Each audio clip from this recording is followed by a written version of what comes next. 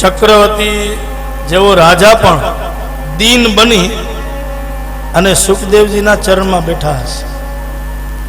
હું રાજા છું એ ભૂલી અને એક સદગુરુનો શિષ્ય બની મને કથા સાંભળે, એ કથા હું શ્રવણ કરું, હું સાંભળું તો મને મુક્તિ મળી જાય.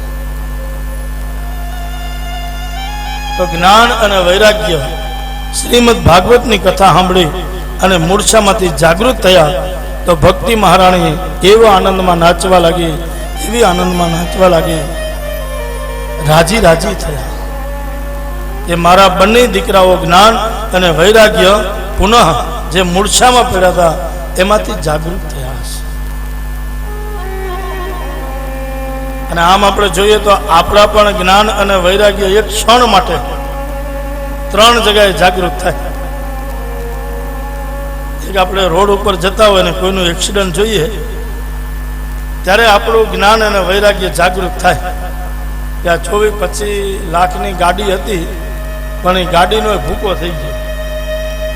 ઘણી વાર એમ કહીએ કે ગાડીનો ભૂકો થઈ ગયો તો કોઈ જોનાર વ્યક્તિ હોય એને આપણે પૂછીએ તો કે આની અંદર કોઈ હશે, કોઈ જીવવું?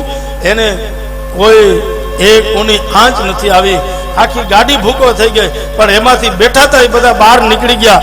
એ બધા બેઠા હતા એ બહાર નીકળ્યા એનું કારણ તમારા અને મારાથી આવું કોઈ સત્કર્મ થઈ ગયું હશે. બાપ, એ સત્કર્મનો ફૂગો આડો આવ્યો હશે એટલે ભગવાને આમ હાથ રાખીને એને બચાવ્યા. બાકી ઘણા એમ કહે છે કે ઓલી કેવી બ્રેક, એર બ્રેક, ઘણા એમ કે એર બ્રેક છૂટે અને આપણે બચી જઈએ, એર બ્રેક છૂટે અને આપણે બચી જઈએ. એર બ્રેક થી આપણે બચતા નથી બાપ. આવું ક્યાંક ઘટના ઘટે અને એમાંથી હેમ ખેમ બહાર નીકળી જઈએ તો સમજી લેજો બે હાથથી દ્વારિકાના નાથે મને તમને બચાવ્યા છે બાપ. આમ ઈ ફુગા કામ આવે. એટલે અહીંયા આપણું 25% વૈરાગ્ય જાગૃત થાય. પછી કોઈને મળવા જઈએ આપણે હોસ્પિટલમાં હોય, અહીંયા આપણું 25% જ્ઞાન અને વૈરાગ્ય જાગૃત થાય. પણ 100% ક્યાં જાગૃત થાય?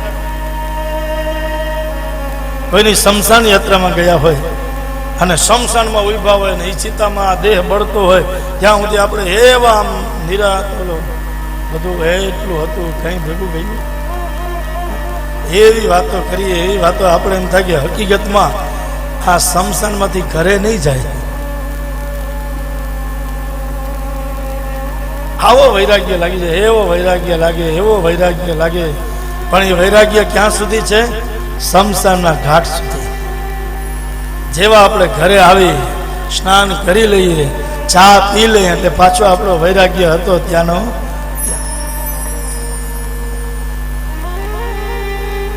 પણ શ્રીમદ ભાગવતની કથા શ્રવણ કરી, સાંભળી આપણા જ્ઞાન અને વૈરાગ્યને જાગૃત કરવા, અને આવી કથા સાંભળી આપણા જ્ઞાન અને વૈરાગ્ય જાગૃત થશે તો શ્રીમદ ભાગવતની કથા ઉપર આપણો પ્રેમ જાગૃત થશે.